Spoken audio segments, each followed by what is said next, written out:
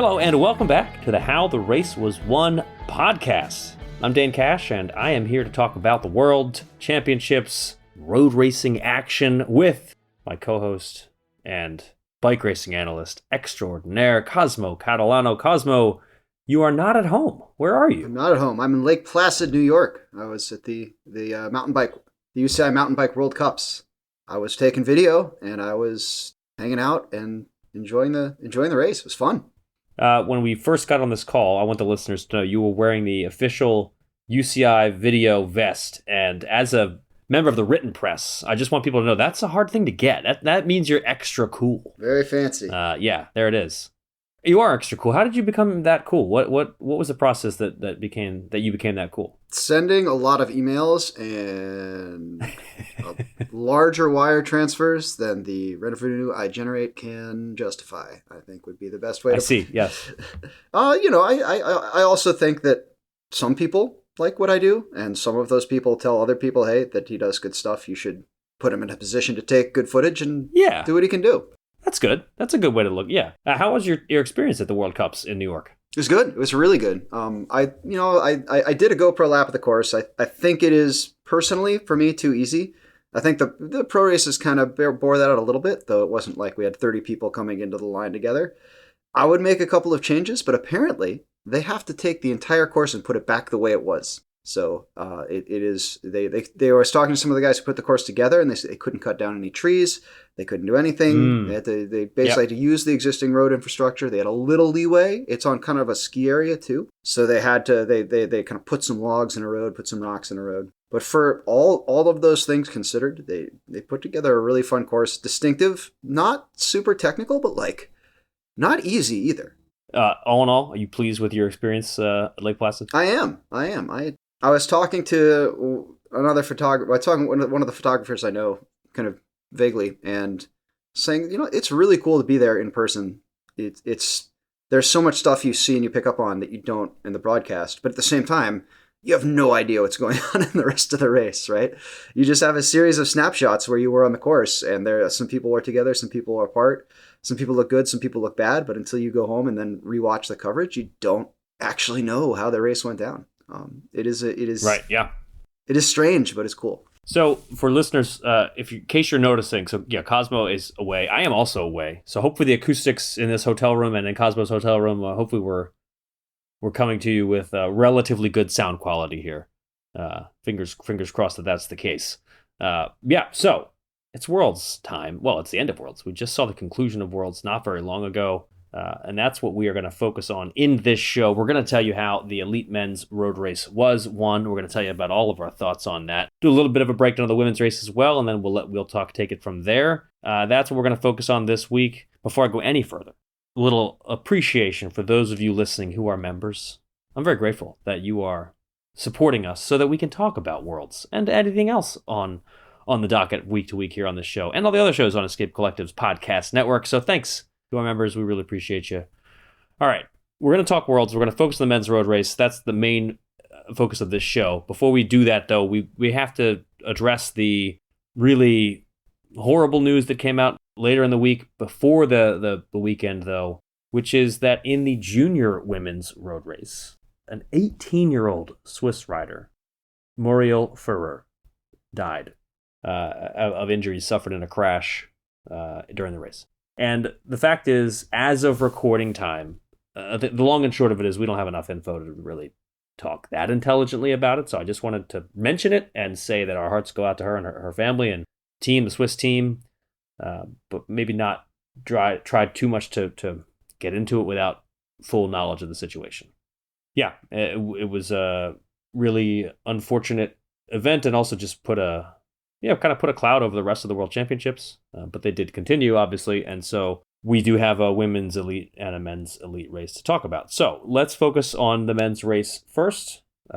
We had, on the men's side, a winner that surprised no one, and yet surprised everyone. The way in which he did it, I don't know how can we still be surprised? But I was surprised. So yeah, first of all, what is the headline for the elite men's race at the World Championships in Zurich? Make a 100K solo breakaway actually kind of suspenseful with this one weird trick. I love that. That's a great internet age headline. That's how it felt to me. If you had told me, oh, Pogačar won Worlds with a 100K breakaway, I'd be like, well, that's a tremendous accomplishment, but it sounds, as boring as stale pudding. But it was actually kind of touch and go because of the way he rode it. It was pretty close for a bit. Yeah. I mean, It wasn't just close for a bit. It was like, is he slowing down? Does he need food? Like, there was a lot of stuff where, like, maybe he's cramping, maybe he's bonking. Because it is such a long distance to ride away from that there are so many variables. And you could see almost like the way he rode wasn't like, I am tap dancing on the group's grave. It was like, what have I done? Have I made a terrible mistake? Like, the time gap was rarely more than a minute. It was surprisingly compelling. Guy way stronger than everyone else wins bike race. It wasn't when Annemiek van Vleuten, for instance, won her world title and went from, like 2,000 kilometers out. That was not especially thrilling. This was different. All right, so before we get into it, before we analyze it, how was the race won? It's Worlds. Big, long race. No radios. National teams. So always a bit of confusion. Side note, there were nominally 16 people from Tadej Pogačar's team in the race, his trade team, scattered throughout the various nations. Around 100K to go, we kind of saw a series of probing attacks, kind of second level, I hate saying second level, but like strong lieutenants, like guys who could theoretically break away, make a move that's going to stick. And we saw Kasper Asgreen, we saw Quinn Simmons, and then we saw another one of the Danish riders. I'm trying to remember who it was, one of the Bora guys, and he made a little probing attack, and then, of all people, Tadej Pogačar counters it and goes up the road, and he's kind of like, what is going on? And Quinn Simmons went to it, Baggioli from Italy went to it, and I think Quinn Simmons actually pulled the ripcord after about 30 seconds and was like, actually, I can't ride with Pogačar for 100K. Baggioli tried to ride with him for 100K and managed 3 before he was also dropped.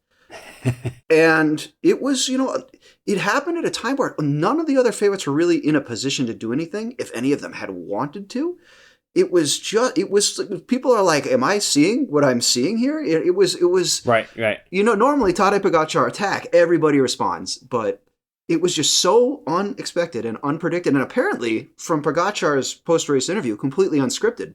No one really knew what to do. The rest of the race kind of kept like, okay, well, we'll let him. We'll stay organized back here. We'll see what he does. They somehow got Jan Tratnik, who was in the break, another Slovenian rider, to drop out of the break. I don't know how they did that without radios, but they did it. He came back. He pulled him up to the breakaway. He went through the breakaway. Pavel Sivakov, his teammate, his trade teammate who was riding for France, sort of rode with him, took a couple of pulls, but they were together, I think, until like 54K. So technically it was only a 54K solo for Pogačar. But yeah, just a weird... The race, it wasn't like the guy just rode away and everything was different. It was this weird... Things kept happening. It wasn't ever like you walked away, got a coffee, or went to the bathroom and came back and everything was exactly the same. You got back and you're like, well, what's going on now? And once he did leave Sivakov behind, then there was an hour of uncertainty over whether the chase group was going to catch him. And the chase group featured some very big names. There were riders in there that you figured, okay, there is firepower here. A few of them had teammates, maybe not as many as was required. We'll talk about that in a bit. But enough to make it like unclear whether Pogačar was going to hold on. Because, an hour is a long time to go solo. Watching as a viewer, you sort of expected that it would play to Pogačar's advantage that so much... There was a lot of kind of dissent in the lead group, especially around the time that he did go solo completely. You had Remco kind of waving his arms. You had Van der Poel trying attacks that I would not consider to be constructive. They didn't work together very well. And in fact, the two people who worked together the best were Tom Skoinch and Ben Healy from Ireland and Latvia, the potato axis, as a replier on Threads mentioned. They got together, escaped from this group, and rode together extremely well, kind of in that no man's land between Pogačar and the sort of heads of state group, the other race favorites. Pretty sure I saw Tom's handing a bottle back to Ben at one point. That definitely, absolutely happened. It's a good sign of camaraderie and teamwork there. Mm-hmm. And yet, nobody was able to catch Pogačar. And, spoiler alert, or maybe it's not even a spoiler. At this time, we could say it. I think it's okay to say this. Tadej Pogačar won the world title. He won the world title. Thereby completing the Triple Crown that, poor Stephen Roach, his thing. Now there's 3 people who have done it. Eddie Merckx, Stephen Roach, Tadej Pogačar. He was the favorite. He was the odds-on favorite. And yet, I still personally thought it was like a 50-50 proposition. I feel like he was getting odds that were even too short for him. And yet he went out and did it. And he did it in such a way that when we're looking at the course, and when I wrote the preview, I was trying to figure out, when's he going to go? Is he going to go on the last lap, or is he going to go on the penultimate lap? 100K out was not on my bingo card. I mean, he didn't really go. I guess he bridged up to the breakaway, but even that, he still had teammates. Yeah, and that helped too, having Trotnik up the road as a teammate in the break. Also, yep. So great performance by Slovenia. So let's get into it.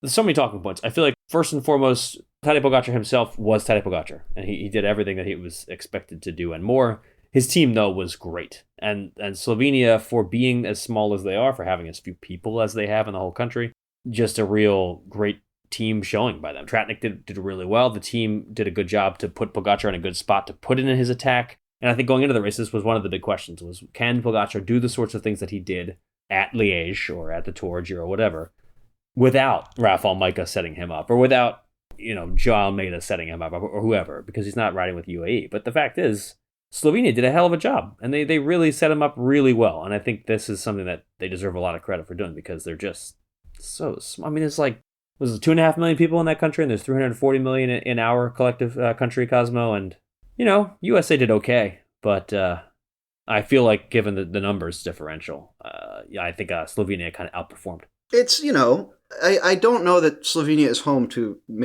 4 major sports leagues that are self-sustaining and unaffiliated with the IOC and not supported by massive state subsidy. So, there is a lot of talent draw to other places in the United States, which may be the major issue. That is true. Probably some others I could come up with, but I agree. I think they perform extremely well per capita in this very, very narrow area that is a notoriously challenging sport to make financially solvent. That is very true. All right, let's talk about, though, the other teams that and the way they reacted, because I feel like if you were to read the headline here, Tadej Pogačar bridges up to the breakaway with 100K to go and solos away with 50K to go. I feel like if that's all you read, you might think, where's the tactics in that? What's the excitement there? And we've seen him do this sort of thing before, where it's like attacks from so far out that what even is there to talk about? But I think this is different. I feel like there are things to talk about, because I think going into this race, if you are Remco Evenepoel, who, in my opinion, was the only other rider that had a chance in this race, because I thought it was a little too hard for Van der Poel. Who was on the podium? He was on the podium, yeah. Okay, barely ahead of Tom Skoinch. But yes, if you are Remco Evenepoel, I'm thinking your every move should be built around following Tadej Pogačar in this race. Or at least marking him, being near him at all times. And it really felt like the big favorites got surprised by this attack. And I understand why. He was so far out. Yeah. I don't know that they would have been able to do anything. No, it would be ludicrous for if somehow Remco had been at the front of the field. I don't even know that he really would have gone after it. Maybe he would have just sensed that this was the moment. But it felt so surreal when he went. Like, it was just the people who were making attacks were not the people who were attacking in a serious way to win the race. Which makes it all the more impressive from Pogačar that he did this, that he made this decision to go at that time, because obviously required an immense amount of talent, the raw ability that he has. But it ended up being the perfect time to go. And in the post-race comments, so many people were saying this was a crazy time to go. It seemed like a suicide attack. Pogačar himself kind of referred to it as like a move that, of course this can't work this far out. But that's sort of the genius of it. And I think he needs credit for that. We got to give him credit for that. It's not just the legs. He was willing to roll the dice from so far out to try to bridge up to the breakaway and then go solo. Like, that is something that is not only won by legs. It's something that requires his timing, his cojones. You have to have the amount of confidence in yourself in that moment to be able to do this. And if he'd waited to the last lap, this could be an entirely different race, because maybe then Remco is there and does try to follow. And yeah, I think Pogačar's still the favorite. Like, I think Pogačar's still the likeliest to win.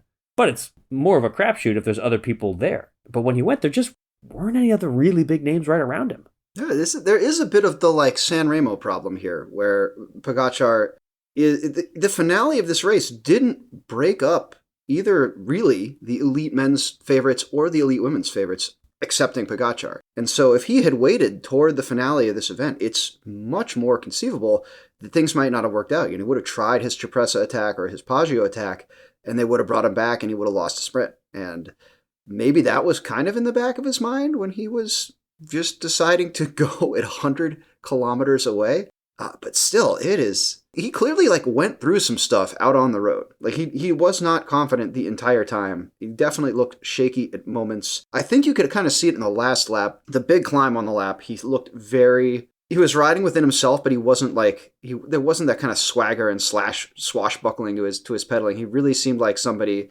everybody's been there on a road bike where you're like kind of on the edge of bonking. You're tired. You're just grinding the hardest you think you can go, and you know that if you try a little bit harder, you're just going to explode. So he's going at that, like, not a survival pace, but a, like, going hard, but not going, like, as hard as you can. And he was losing time coming up this climb, too. And then he came down the descent, which is, a nice little bit of recovery. I think it's a good descent for a solo rider. There were a couple of times where they were trying to move cars and motos and actually had a lot of trouble with it just because of the way the corners were. It wasn't like a terrifying descent, but it was just it was constantly in motion. And he kind of recovered a little bit there. And then that last little kicker climb on the lap, that was the Pogačar. Like, that was the, like, you saw him kind of dancing on the pedals a little bit. You saw that power. Like, there was, from my perspective, it seemed like that first climb was total lack of confidence. Like, have I given myself enough rope to shoot myself in the foot kind of deal? And then once he made it over that and had just the one kicker left, he was like, cool, I got it. And you saw, he was gesticulating the crowd, giving thumbs up to the moto. Like, that was the Pogačar we all expected to see. And we only got that for the last couple kilometers, I think, because he was not sure he was going to pull it off. It really wasn't a given. Well, okay, so do you feel like, you bike racing analyst Cosmo Catalano, I mean, do you feel like there was a misfire in the chase group? I mean, do you think that Remco or or not just Remco, but like any of the other chasers who maybe had teammates, especially if they had, because there weren't a lot of them, but do you think they could have done anything different? I think Bauke Mollema probably could have been put to more coherent use, and I think Van der Poel could have been a better companion in the breakaway. Like, I know it's a tough course for him. I know he's going to be on the back foot. There was the vibe in the breakaway, or the vibe in the chase group was not good, right? There was a lot of kind of just stopping and starting. And I think at a certain point, like, you've got to take on that mantle where you're like, all right, we may lose the race here. We may put ourselves in a hole, but like, someone's got to start chasing. Someone's got to start rotating. Like, we are going to do the work for the next 5 kilometers, and whoever wants to help us can help us, and maybe that'll get things moving. I also think, like, Pogačar people like him, right? I can't speak for the peloton, but he does not seem like someone people want to see lose, right? Like, I think there are riders who have been fairly detested within the peloton, where they you get these like secret pro statements like, I worked so hard in that chase because I didn't really care about our team winning. I just wanted that guy to not, cross the line first. Right. But there's less of that for Pogačar, you mean? Yes. And I think that's what the chase group needed. And I think, if they had been able to coordinate, I think they could have caught him. I think there were plenty of moments where he looked shaky enough where real investment could have done it. But it seemed to me that Evenepoel didn't do the best job of working, but it also seemed to me that Evenepoel's team kind of let him down a little. I feel like Belgium, you would have expected to have more firepower. I mean, obviously they're missing Wout van Aert. There's nothing you can do about that. But this is a team that had some big names on it other than Evenepoel. I mean, they have riders that you would expect to do well in a hilly one day, and they just really were not there to support Evenepoel in the moment of need and potentially be there to help chase. So it ended up being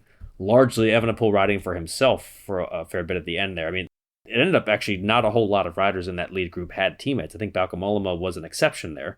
Spain, I think, also had a couple of riders for a little while. Spain, generally speaking, well. It was like Enric Mas made a move that made sense. And Adria were there together. But Evenepoel in Belgium, I just feel like I would have expected more from rider and team for different reasons, and I think they just didn't really come up. You have to worry. At a certain point, it's even if the gap is only 38 seconds, it's Pogačar, right? So I think there's a lot of sense of you're racing for second place, and I think Mark Hershey really kind of played that card.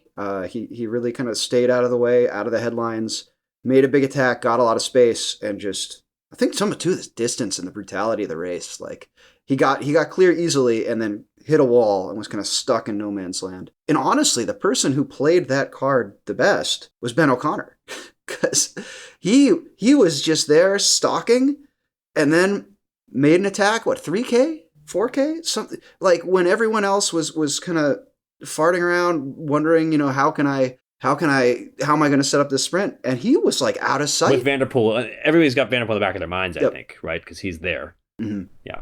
But I mean, it reminded me a little bit of Kristen Faulkner at the Olympics, where there is the more I mean, again, we're racing for second here, so it's a little bit different. Yeah. But there's the more favored rider in the group, but nobody wants to drag that person. Mm-hmm. And so in this case, Ben O'Connor goes, and everybody says, "Yeah, all right, well, I'm not going to chase him down."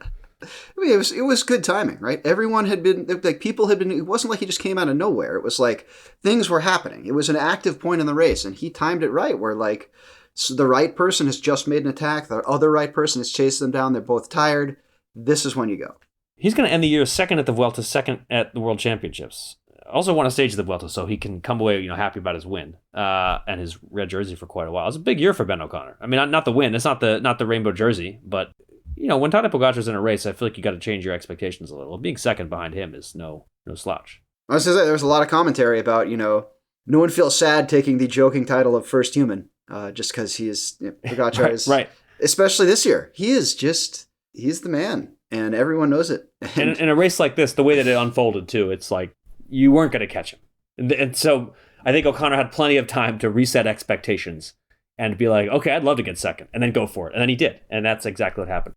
Third place was your defending champion, Mathieu van der Poel, who won a sprint for the bronze medal, for third. I was impressed all in all. I really just didn't expect him to do that well on this course. I thought it was too hard for him. And third is pretty good. I mean, obviously it's not the World Championship, but it's pretty good.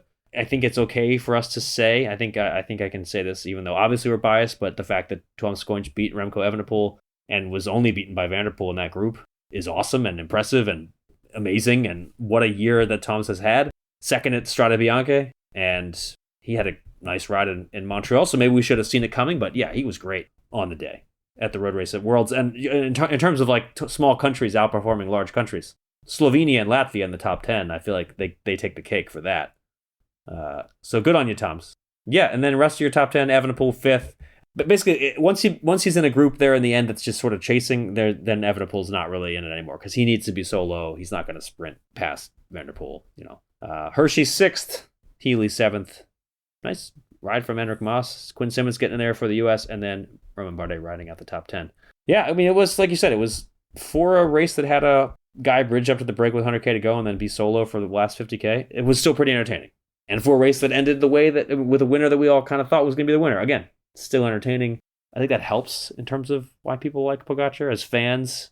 It's like dominance, but it so far hasn't reached the point of like snoozing yet. Yeah. Giro maybe. The Giro was a little bit much. But this was not. This was not a snoozer. He almost ran out of fingers to hold up at the finish line at the Giro. So, I mean, maybe that one's in the cards. I don't know. I wouldn't put it past him. So Pogačar is gonna take that rainbow jersey, and one great thing about Pogačar wearing rainbows is so often in the past several years the rainbow jersey winner wearer, we haven't seen him much the year that he won it. But Pogačar is of course going to be targeting Il Lombardia, which is a race that he has won 3 times. He's a triple defending champion, and he's going to be going for a 4th straight win there in the rainbow bands, which is quite exciting. That'll be in a couple weeks. Yeah. Any other thoughts from the road race, the men's road race? Should Pogačar do gravel worlds? Ooh. Yeah. I mean, they already have the Slovenian gravel world champion in Matej Mohoric. But he's out. He's got to let the rest of. Well, I guess that's true. So with him being, he's got to be there for to keep it in Slovenia. It's true. Yeah. I bet he could probably do that and then go win Lombardia, surely, right? Mm-hmm. All right, congrats to Tadej Pogačar. The triple is an amazing accomplishment. We haven't seen it done since, when did Stephen Roche do it? 80, what year was that? 87. I still feel like it's kind of a made-up accomplishment. It is, I'm pretty sure it was 87, but it was I feel 87. Like people were like, hey, especially in the English press, people were like, man, Stephen Roche has a good year. What should we call this? Winning the Tour and the Giro and the world title. It's a triple crown. Sure, why not? Vuelta's over here like, am I a joke to you? I mean, I agree. It's offensive to the Grand Tour of the country I'm currently in as we speak. Yes. I appreciate the accomplishment, but I think it is something that was invented to recognize a very good year versus an accomplishment that people have historically started the year hoping to get in cycling. I do kind of think that Tadej Pogačar did start the year hoping well, to get this. Yeah. But maybe as 3 individual wins. Maybe it's like each one of these is a big deal, and that's, yeah. I think I get you. All right, let's take a break.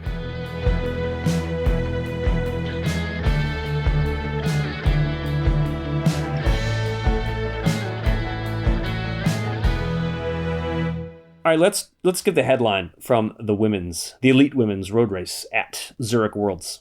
I'd say sometimes nothing can be a real cool hand. Interesting. Why nothing? Nothing is an overstatement, but Lotte Kopecky at one point in this race was extremely dropped. And there was a group of people who had dropped her who were fully capable of winning the race without her. And it just didn't happen for them, and it came back together. She was very smart when she got dropped. She didn't explode. She didn't try to chase it. She just rode what she could ride. It came back together. She was in a very good group for her sprinting ability and outsprinted everybody, convincingly outsprinted everybody to take her second consecutive world title. Yeah, I feel like this was sort of a moment where Lotte Kopecky gets to say, remember that I am a good sprinter, though? Because there was this, for the last 2 years, I feel like every couple of weeks we get to talk about this. Like, oh, maybe Lotte Kopecky's kind of losing her sprint a little bit. No, she's still pretty good at it. And the people she was sprinting against were not pure bunch sprinters, but she, as you said, she won convincingly and defended her world title. And I was just super impressed with the way that she rode. And like you said, she managed her race really well. I mean, it's not easy to get dropped, come back and win. That is just especially in a one-day race. Like one-day race result lists are just so full of DNFs. Like you go, halfway down their list, and then you get to that point where everybody's like, all right, well, I'm dropped, so bye. And to say to yourself, no, I'm going to hold on, I'm going to fight, I'm going to get back up, and then I beat everybody in a sprint. Just really impressive. There were, I would say, the preponderance of outcomes in that race, probably from 30K to go, did not result in Belgium winning that. And they had Hikira in a break. They kept Kopecky where they needed her to make it happen if it was going to come to get back together. And lucky for them, it did. And I shouldn't say lucky. I don't want to say like they didn't. It wasn't like it was unearned, but it was. They knew what their path to victory was, and they stuck to it, and it worked out. Yeah, it was a good all-around win from the team. They did a great job altogether. Silver medalist, second place, whatever you want to call her. Chloe Dygert, I was impressed with that ride from her. Did a pretty good sprint. Chloe Dygert, one day specialist. It's happening. We've been talking about her for so long because how young she was. And she's still only 27. So, that seems perfectly reasonable, a career of focusing on that. And for those who missed the recent news, for those who didn't read the daily news, Chloe Dygert did re-sign with Canyon SRAM through 2026. So yeah, maybe that's coming. And rounding out the podium there, Elisa Longo Borghini for Italy. Just in general, I would say that it's been a great year for Longo Borghini. I mean, winning the Giro, finishing on the podium at Worlds. She was great at the Vuelta as well. And the spring winning in Flanders, I think just caps off a really good year for a really versatile rider. I mean, to be able to be on the podium or winning so many different races is just really awesome. And I think Longo Borghini's got to be happy with this year, even if she probably would have liked to have won this race, obviously. But yeah, Kopecky, I mean, similar level of dominance on the year. And I think also this is the sort of ride, this and the entire spring, that SD Works can say, yes, we are confident in our future, hitching our wagon to Lotte Kopecky, even though we're letting Demi Vollering go. Kopecky is, she's the reigning world champion already, and now she's going to have another year in the rainbow jersey, and you can see why SD Works decided to go that direction. All right, that's Worlds. That's our takes from elite men's and women's road races, and hope you had a chance to watch them both, and hope you enjoyed all the racing. Obviously, on the women's side, check out Wheel Talk later in the week. Abby and company will have more on that. They had a great show on the TTs, so I'm just going to say they're going to have a good show. I mean, I don't know this. I just hope Abby turns out a good show, but I'm sure it's going to be good. No pressure, Abby. No pressure, Abby. So that's us. And I have to tell you, listeners, that I think we're going to take a little break here because I'm on vacation. And also there's no World Tour racing next week, so it seems like an okay time to go away for a little bit. Is there Perry Tours? Not a World Tour race.